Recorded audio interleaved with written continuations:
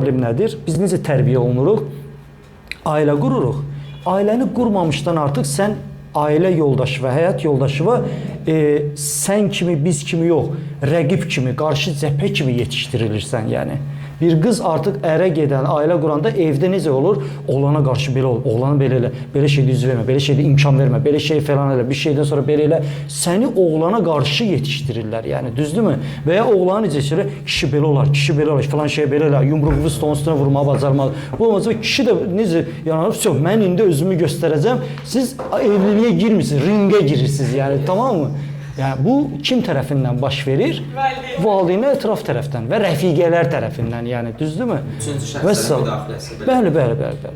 Və bugün çox münasibətlər nişanlı vaxtı geri qaytarılır. Niyə?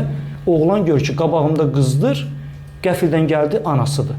Qəfildən gəldi, özüdür, qəfildən gəldi, anasıdır. Və o qalır ki, bugün sən kimsən, anansan yoxsa özünsən, yəni.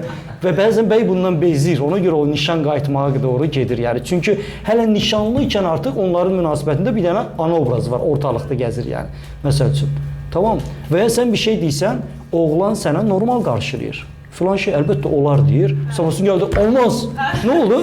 Heç də əmisi ona kişilik dərsi keçib, indi gəlib sənin üstünə, yəni. Ya da gedir evdə, mesela başqa bir situasiya olsa, açılır o söhbət, anası beynini doldurur, sonra sonra düşün ki, bu nə oldu, normal qarşılayır, bunun oldu, fikirlərimiz dəyişdi. Odur məsələ, yəni.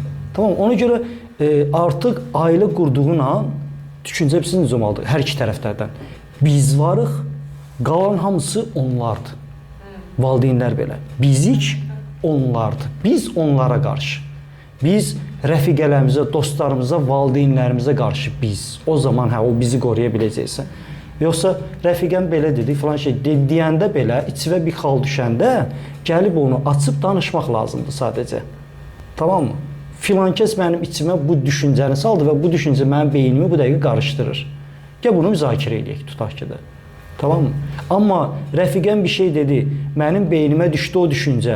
Mən də sənə demirəm, amma onun bu dəqiqə hıncını, o düşüncənin solution tapa bilmirəm, onun acığını səndən çıxıram və sən də bilmirsən söhbət nədir, bu artıq adil deyil, yəni. Tamam mı? Belə.